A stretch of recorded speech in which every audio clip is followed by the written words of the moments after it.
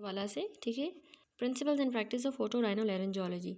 इसमें चैप्टर 20 है clinical examination of the nose and paranasal sinuses.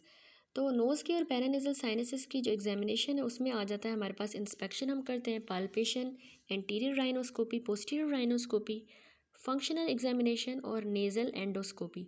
तो सबसे पहला जो प्रोसेस है वो है इंस्पेक्शन। तो सबसे पहले जो है हम एक्सटर्नल नोज़ की इंस्पेक्शन करते हैं। तो देखिए इंस्पेक्शन या एक्सटर्नल एग्जामिनेशन नोज़ की और पैरानेजल साइनसेस की रिक्वायर करती है कि इसमें कोई भी स्पेशल हमें इंस्ट्रूमेंट की ज़रूरत नहीं होती, बस एक अच्छी गुड इल्यूमिनेशन हो, रोशनी हो हेडलाइट की या फिर हेड मिरर की। अब एक्सटर्नल नोज़ जो है हम उसको पहले फ्रंट से जो है एग्जामिन करेंगे, फिर साइड से लेटरली, जिस तरह फिगर में दिखाया गया है, पहले सामने से फिर लेटरली, और फिर जो है हम अबव जो है वहाँ से ऊपर से bye standing at the behind the patient, उसके पीछे खड़े होके कोई भी ऑब्वियस डिफॉर्मिटी को हम नोट करेंगे। जब हम पीछे से हम नोट करेंगे ना, एग्जामिन करेंगे, तो कोई भी स्ट्रेट ऑब्जेक्ट जैसे कि रिंग, प्रॉब या फिर पेन जो है हम उसको प्लेस करेंगे in the mid line to assess the lateral deviation of the external nose. ठीक है, बिल्कुल इस फिगर में जिस तरह दिखाया गया है, इस तरह हम बीच में पेन वगैरह रखेंगे ताकि हमें आइडिया हो कि पेशेंट के नोज़ की लेटरल डेविएशन तो नहीं हुई। अब हमारे नोज़ का जो ऑस्टियोकार्टिलेजिनस फ्रेमवर्क होता है उसको हम एग्जामिन करेंगे कि उसमें कोई डिफॉर्मिटी तो नहीं है, यानी कोई डेविएशन तो नहीं हो गई, हम्प या डिप्रेशन। स्किन को भी एग्जामिन करेंगे, स्किन में हम इन्फ्लामेशंस देखेंगे, स्कार, साइनसेस, कोई कलर चेंज तो नहीं हुआ, स्वेलिंग या कोई और एबनॉर्मलिटी। ये एग्जामिनेशन होगी एक्सटर्नल नोज़ की, सॉरी इंस्पेक्शन हो गई। अब पैरानेजल साइनसेस और आइज़ को हमने कैसे करना है, जो एक्सटर्नल एस्पेक्ट होता है पैरानेजल साइनसेस का उसको हम इंस्पेक्ट करेंगे फॉर द साइंस ऑफ उसमें इन्फ्लामेशन तो नहीं है, स्वेलिंग या डिफॉर्मिटी। अब जो एथमोइडल साइनसेस को डिजीजेस इन्वॉल्व करती हैं वो हमारे इनकी एक्सपेंशन करवा देती हैं, ठीक है, साइनसेस की। तो उसके नतीजे में जो डिस्टेंस है हमारे दोनों आंखों के दरमियान, उसके इनर कैंथस के दरमियान और हमारे ब्रिज ऑफ द नोज़ के दरमियान वो डिस्टेंस बढ़ जाएगा, क्योंकि यहीं पे होते हैं ना, इस जगह पे होते हैं एथमोइडल साइनसेस, तो यहाँ का ये डिस्टेंस बढ़ जाएगा जब कोई डिजीज़ होगी एथमोइडल साइनसेस की। अब कोई भी मास ऑक्यूपाइंग लेजन हमारी नेज़ल कैविटी के अंदर जो है वो स्प्लेइंग करवा देगी नेज़ल बोन्स की, और हमारे नेज़ल जो ब्रिज होता है इसको वाइडन कर देगी, कोई भी अगर लेजन है ऐसी। दोनों आइज़ जो है उनको भी हम इंस्पेक्ट करेंगे, उनमें प्रोसेस तो नहीं है, ठीक है, और डिस्प्लेसमेंट तो नहीं हो गई। जिस तरह इस पेशेंट में दिखाया गया कि पेशेंट को राइट साइड का नेज़ल मास हो गया है जो उसको प्रोसेस करवा रहा है इसकी राइट आई में, ठीक है, बाहर निकली हुई है इसकी आँख, जिसको हम बल्जिंग ऑफ द आई भी कहते हैं, ठीक है, यहाँ पे इस फिगर में दिखाया गया है। ठीक हो गया। इसके अलावा ये वाला जो फिगर है यहाँ पे दिखाया गया है कि पेशेंट जो है उसको टेलीकैंथस हो गया, यानी ये दोनों जो है आइज़ उनके दरमियान का जो डिस्टेंस है ये बढ़ गया है, और नेज़ल जो ब्रिज होता है उसकी भी वाइडनिंग देखें हो गई है, इतना वाइड हो गया है। ये क्यों हो गया, क्योंकि बायलेटरल इसको नेज़ल पॉलीपोसिस हो गया है। तो इसको भी डिस्कस करेंगे कि यहाँ पे कह रहा है कि दोनों जो आंखें हैं उनको हमने इंस्पेक्ट किया कि कोई प्रोप्टोसिस या डिस्प्लेसमेंट तो नहीं हो गई। इंटरकैंथल डिस्टेंस जो होता है दोनों इनर यानी मीडियल और आउटर कैंथाई का हम नोट करेंगे, और इंटर प्यूपिलरी जो रीजन होता है, डिस्टेंस होता है, उसको भी हम मेजर करेंगे ताकि हम टेलीकैंथस को या फिर हाइपर टिलोरिज्म को मेजर करें या असेस करें। हाइपर टिलोरिज्म भी यही होता है कि यानी दो दो बॉडी पार्ट्स का, कोई भी दो पार्ट्स का डिस्टेंस बढ़ जाए, या टेलीकैंथस भी कह सकते हैं, ठीक है। तो इंटरकैंथल डिस्टेंस भी हमने देख लिया। अब टेलीकैंथस जो है ना, हमने कहा कि वो कंडीशन होती है जिसमें जो डिस्टेंस है हमारे दोनों इस मीडियल कैंथाई के दरमियान का, यानी इनर या मीडियल इंटरकैंथस डिस्टेंस जो है वो बढ़ जाता है, लेकिन जो इंटर प्यूपिलरी डिस्टेंस है दोनों प्यूपल्स के दरमियान का, ठीक है, एज वेल एज आउटर या लेटरल जो इंटरकैंथल डिस्टेंस है वो बिल्कुल सेम रहेगा। तो 20.6 में यहाँ पे हमारे पास शोन है। इसमें देखिए ये आई की पोजीशंस दिखाई गई हैं नॉर्मल टेलीकैंथस में और हाइपर टिलोइज्म में। ये नॉर्मल होता है, लेकिन यहाँ टेलीकैंथस हो गया है, देखिए डिस्टेंस बढ़ गया है, और ये हाइपर टिलोइज्म और भी ज़्यादा बढ़ गया है इसका डिस्टेंस।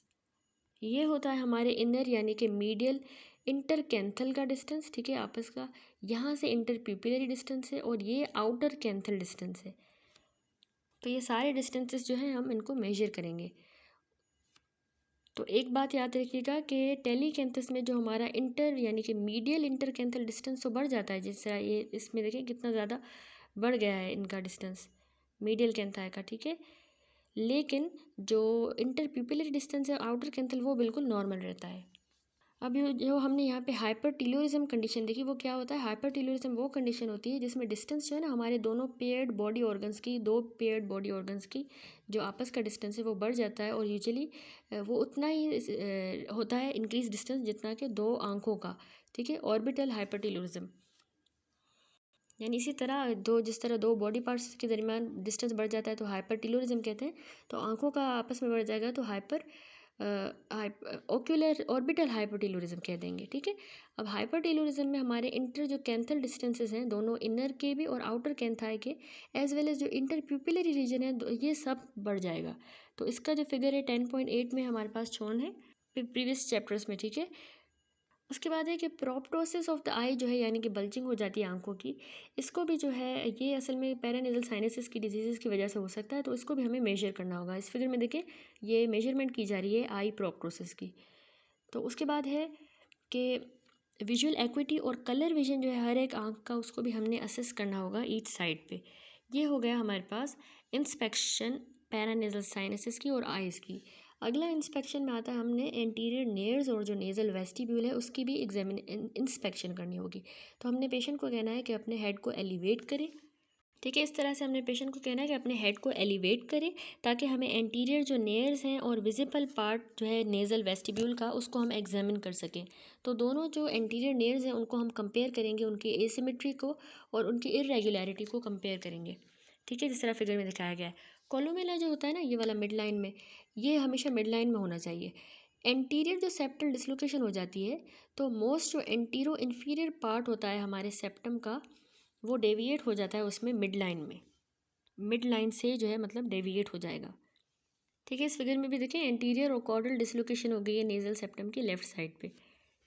तो इस तरह से एंटीरियर सेप्टल डिसलोकेशन जो होती है ना, उसमें मोस्ट जो इंफीरियर पार्ट है सेप्टम का, वो मिड लाइन से डेविएट हो जाता है। इसके अलावा हमने एंटीरियर नेयर्स को ऑल्सो एग्जामिन करना होगा कि इनमें से कोई डिस्चार्ज तो नहीं हो रहा या कोई स्मेल तो नहीं आ रही यहाँ से, ठीक है। इसके अलावा जो है जो टिप ऑफ द नोज़ होती है उसको हमने एलिवेट करना है थंब की मदद से, हमारे लेफ्ट हैंड के थंब की मदद से, ताकि हम नेज़ल वेस्टिब्यूल को एग्जामिन कर सकें, ठीक है। फिगर में भी शोन है। अब नेज़ल वेस्टिब्यूल में हमने क्या चीज़ें देखनी है? बॉयल्स को देखेंगे, फरंकल्स, फिशर, क्रस्टिंग, कलर चेंजेस या स्वेलिंग तो नहीं हो गई। जो एंटीरो इन्फीरियर पार्ट है हमारे नेज़ल सेप्टम का, उसको भी हम इंस्पेक्ट करेंगे कि उसमें कोई डिफॉर्मिटी या डेविएशन तो नहीं हुई। यहाँ पे इंस्पेक्शन हो गई। नेक्स्ट स्टेप होता है पाल्पेशन। अब पाल्पेशन में भी सबसे पहले एक्सटर्नल नोज़ की बात करें तो एक्सटर्नल पार्ट की नोज़ की जो है पाल्पेशन हम क्यों करते हैं? एक तो नंबर वन हम टेंडरनेस देखते हैं, यानी टिप ऑफ द नोज़ या हमारा जो एला होता है आइदर साइड पे वो टेंडर हो जाता है जब पेशेंट को नेज़ल बॉयल हो जाते हैं। अब टेंडरनेस नेज़ल बोन के ऊपर जो है हमें फ्रैक्चर वाले केस में मिलेगी, बोन के ऊपर और एसोसिएटेड सॉफ्ट टिश्यू इंजरी में, तो टेंडरनेस चेक करेंगे। दूसरा हमने क्रेपिटस चेक करना होता है नेज़ल बोन के ऊपर, तो ये नेज़ल बोन के फ्रैक्चर वाले केस में क्रेपिटस मिलता है, ये साउंड होती है, ठीक है। तो ये हम कैसे चेक करेंगे? हम जो है ना upper part of the external nose को होल्ड करेंगे थंब की मदद से, ठीक है, और इंडेक्स फिंगर की मदद से, और उसको साइड टू साइड ऐसे मूव करेंगे, ठीक है। थंब और इंडेक्स फिंगर की मदद से साइड टू साइड मूव करेंगे तो फ्रैक्चर जो फ्रेगमेंट होंगे ना नेज़ल बोन के, वो मूव करेंगे और हमें क्रैकलिंग सेंसेशन महसूस होगी। ये क्रेपिटस हो गया। तीसरा हमने continuity of the nasal bridge जो है उसको हम एग्जामिन करेंगे। कैसे? हम अपना जो थंब है वो ब्रिज ऑफ द नोज़ पे रखेंगे, ठीक है, उसके अपर पार्ट पे, और उसको मूव करेंगे टूवर्ड द टिप की तरफ, ठीक है, नीचे। अब नॉर्मली ये स्मूथ होता है, लेकिन अगर छोटा सा हम्प या डिप्रेशन है तो वो हमें महसूस हो सकता है, जो कि अदरवाइज़ जो है इतना विजिबल नहीं होता है इंस्पेक्शन पे, लेकिन वो हमें महसूस हो सकता है। इंस्पेक्शन पे नहीं हुआ तो यहाँ पे।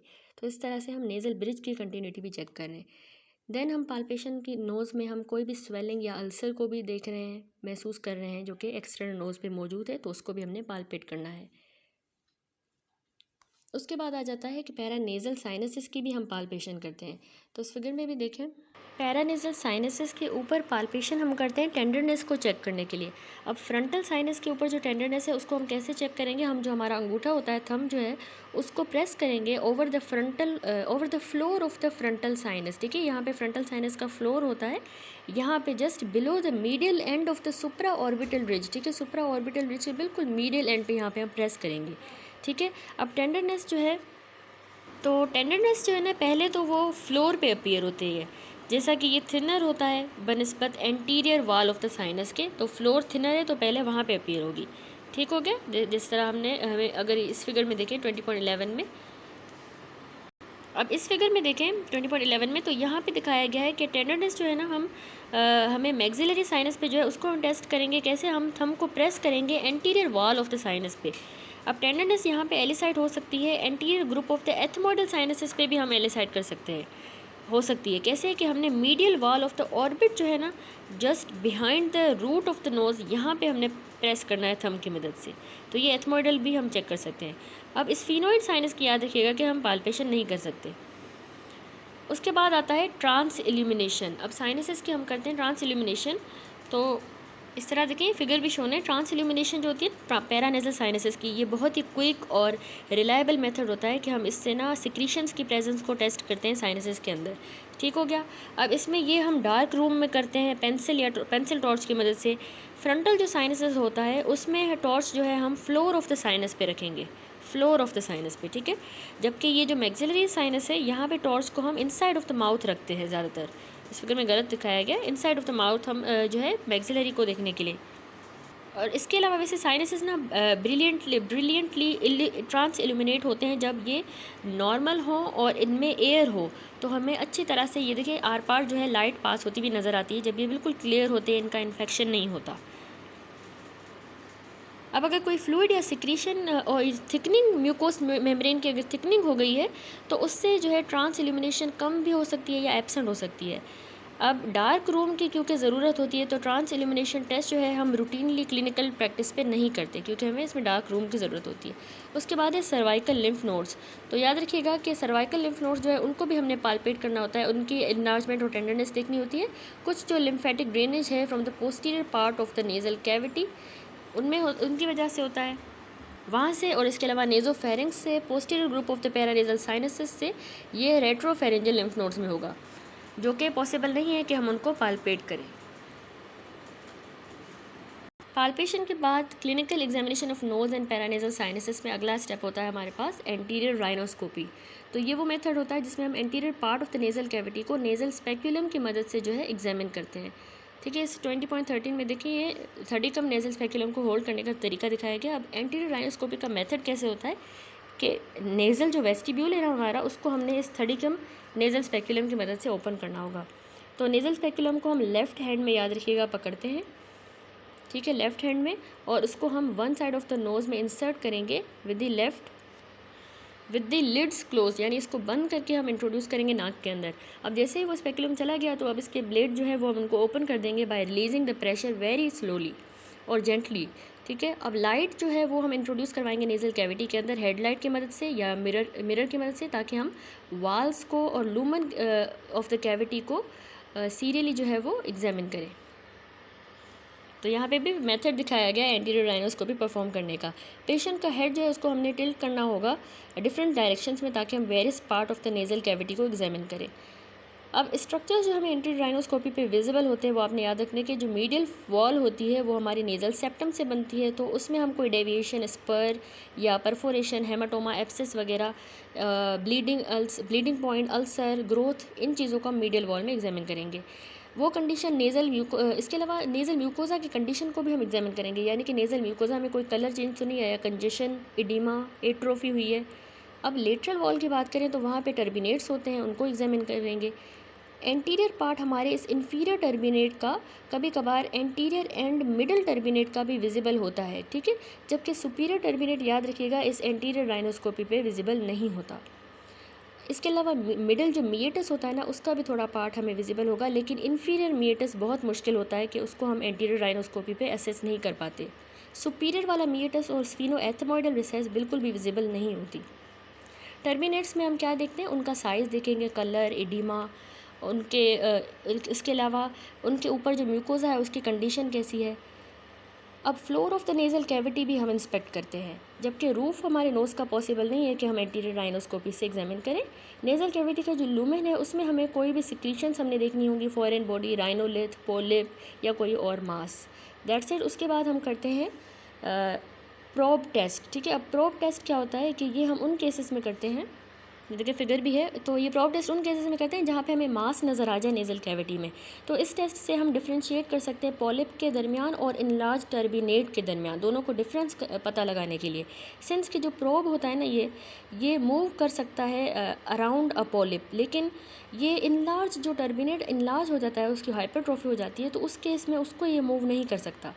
इसके साथ साथ कंसिस्टेंसी, मोबिलिटी और पेडिकल के साथ अटैचमेंट, सेंसेशंस, टच करने पर अगर ब्लीडिंग हो रही है या नहीं हो रही, तो ये भी चीज़ें हम प्रोब की मदद से, प्रोब टेस्ट से करते हैं।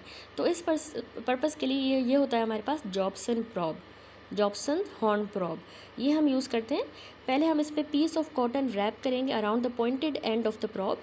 अब प्रॉब को हम राइट हैंड में पकड़ेंगे और उसको हम मूव करेंगे around the swelling present in the nose. ठीक है, नोज़ पे जहाँ पे स्वेलिंग है वहाँ पे हमने इसको मूव करना होगा।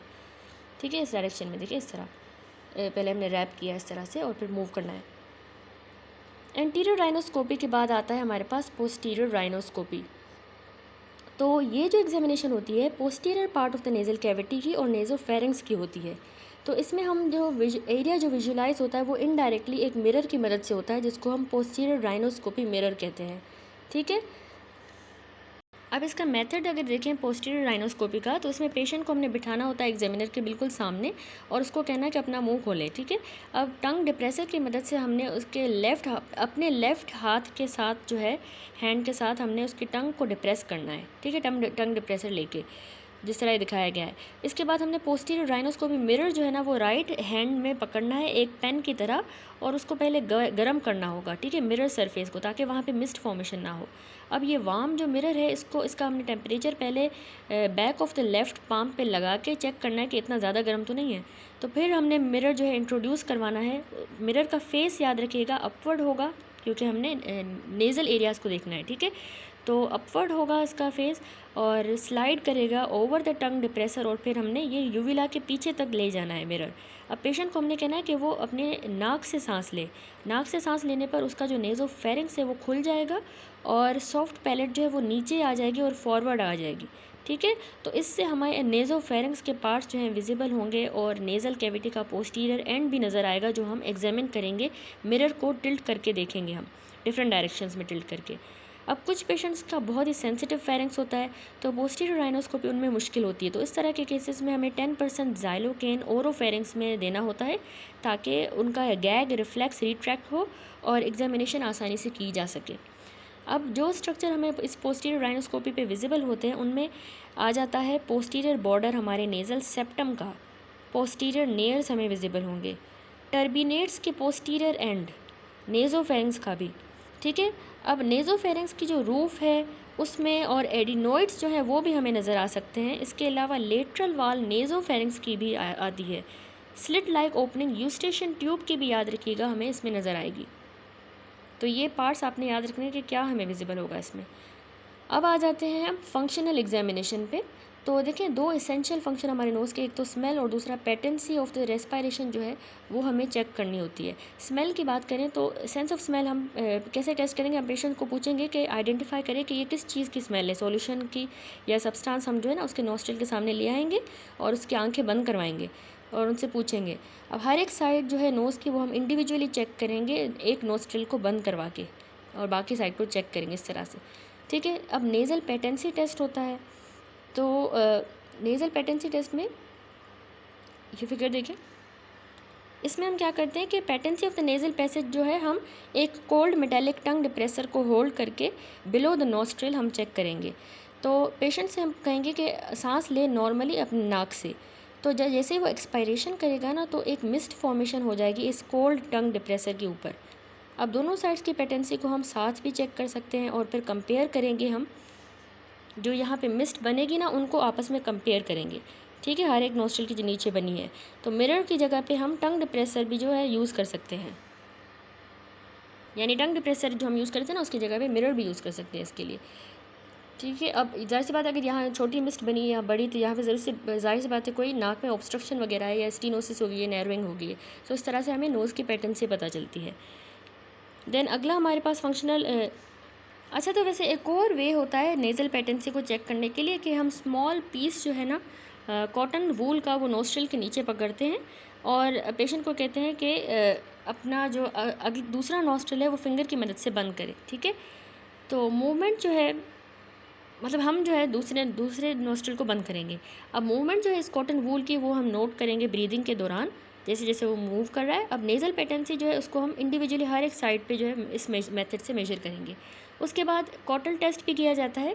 अब कॉटल जो टेस्ट होता है ये हम तब करते हैं ताकि हम रेजिस्टेंस जो होती है ना नेज़ल वाल्व के एरिया पे, उसको असेस करने के लिए टेस्ट करते हैं उस रेजिस्टेंस को। तो इसमें हमने चीक्स पे फिंगर्स रखनी होती हैं लेटरल टू द नेज़ल एला ऑन वन साइड, ठीक है, नेज़ल एला के बिल्कुल लिटरली एक साइड पे, और फिर स्किन को लेटरली और ऊपर की तरफ ऐसे ड्रॉ करना है, खींचना है।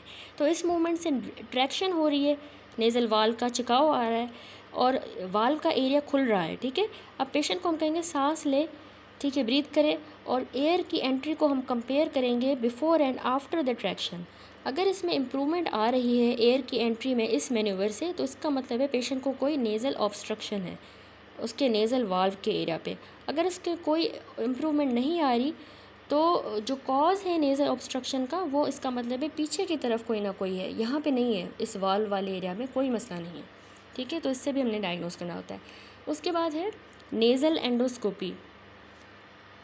अच्छा, तो अब याद रखिएगा कि प्रीवियस जो एडिशंस हैं इस बुक के उनमें ये टॉपिक नहीं है गिवन। ये लेटेस्ट एडिशन मैं आपको पढ़ा रही हूँ उदयपुर वाला बुक का, तो उसमें ये नेज़ल एंडोस्कोपी का भी टॉपिक है।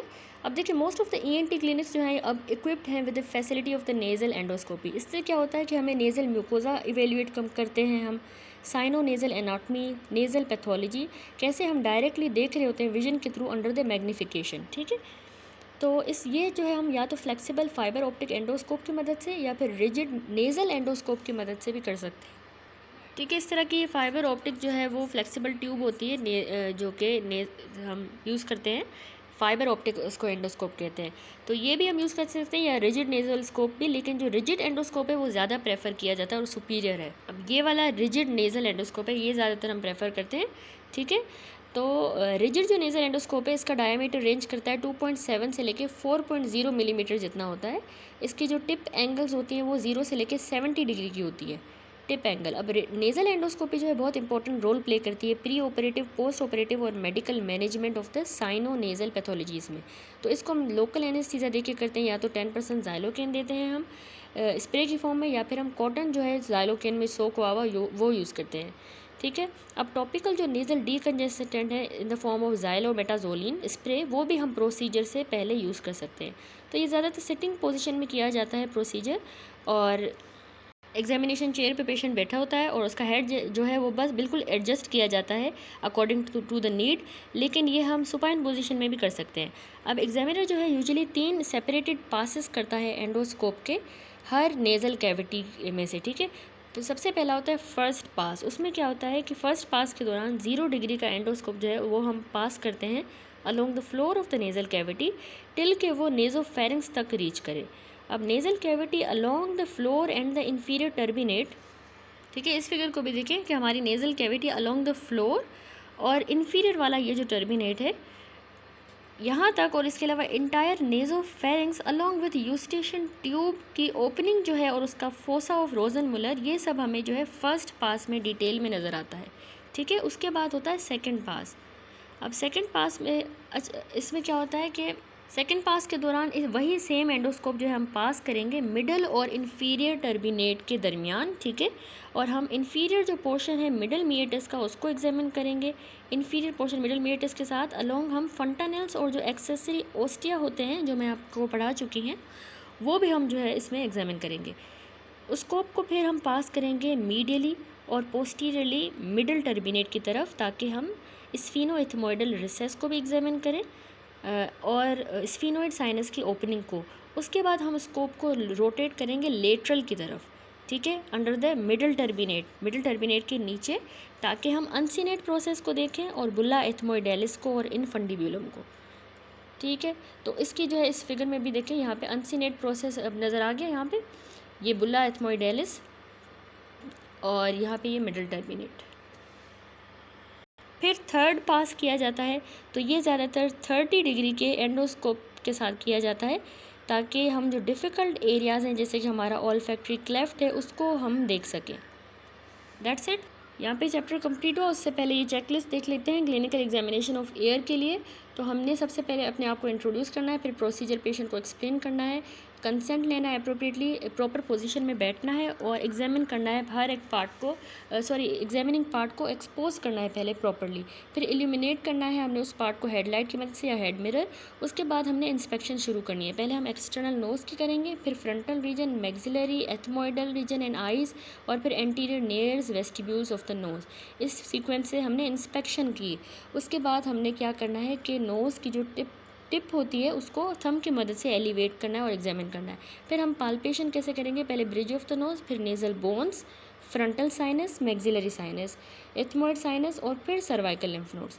अब एंटीरियर राइनोस्कोपी हम परफॉर्म करेंगे प्रॉपर वे में। नेज़ल स्पेकुलम पकड़ा, उसको इंट्रोड्यूस करवाया करेक्टली, और फिर प्रोब टेस्ट भी हम परफॉर्म करेंगे अगर कोई ग्रोथ मौजूद हुई तो।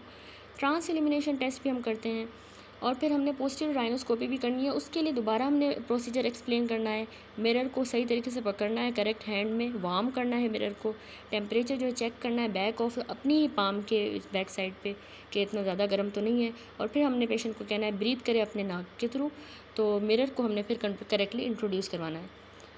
फिर हमने फंक्शनल एग्जामिनेशन करनी होगी, नोज़ की पेटेंसी चेक की, सेंस ऑफ स्मेल, कॉटल टेस्ट किया। देन हमने नेज़ल एंडोस्कोपी भी कर सकते हैं सिलेक्टेड केसेस में अगर ये फैसिलिटी अवेलेबल है। और जो रिकॉर्ड है फाइंडिंग्स का वो एडिक्वेटली हमने रिकॉर्ड करना है और उसके बाद री-रैप करना है एक्सपोज पार्ट को और थैंक यू करना है पेशेंट को। अब BCQs है। 20 year old male patient OPD में आया कि उसको नेज़ल डिफॉर्मिटी हो गई है। क्लिनिकल एग्जामिनेशन पे एक्सटर्नल नोज़ जो है उसको इंस्पेक्ट कैसे करेंगे, याद रखिएगा, पहले फ्रंट, फिर लेटरल, फिर अबव हम एग्जामिन करेंगे। 21 ईयर ओल्ड फीमेल पेशेंट में सर्जरी की गई, सेप्टल सर्जरी, फिर उसको सैडल नोज़ डिफॉर्मिटी हो गई। तो कौन सा पार्ट नोज़ का इन्वॉल्व हुआ है, मिडल 1/3 एक्सटर्नल नोज़ का, इसीलिए हम उसको सैडल डिफॉर्मिटी कहते हैं, मिडल 1/3। 18 साल पेशेंट को बॉयल बन गया नोज़ पे। तो एग्जामिनेशन का बेस्ट तरीका कौन सा है नेज़ल वेस्टिब्यूल के लिए, कि हमने टिप ऑफ द नोज़ को थंब की मदद से ऐसे एलिवेट करना है। एंटीरियर राइनोस्कोपी 25 साल ओल्ड मेल पे OPD में की गई। तो कौन से विजिबल स्ट्रक्चर्स नहीं हैं जो हमें विजिबल नहीं होंगे, मिडल टर्बिनेट हमें इसमें नज़र नहीं आता, सॉरी मिडल नहीं, सुपीरियर टर्बिनेट, मिडल तो आता है ना, मिडल इन्फीरियर, सुपीरियर वाला विजिबल नहीं होता। 30 ईयर ओल्ड मेल पेशेंट पे जो एंटीरियर राइनोस्कोपी की गई तो स्मूथ राउंड शाइनी मास नज़र आया नेज़ल कैविटी में। कौन सा टेस्ट ज़रूरी करना होगा इसमें, प्रॉब टेस्ट, ताकि पेटेंसी पता चले, अटैचमेंट उसकी पता चले, ठीक है। प्रॉब टेस्ट से हम पॉलिप और इन्फीरियर टर्मिनेट जो इनलार्ज होता है उनका डिफरेंस करते हैं। पैरानेजल साइनसेस की पाल्पेशन से टेंडरनेस को हम फील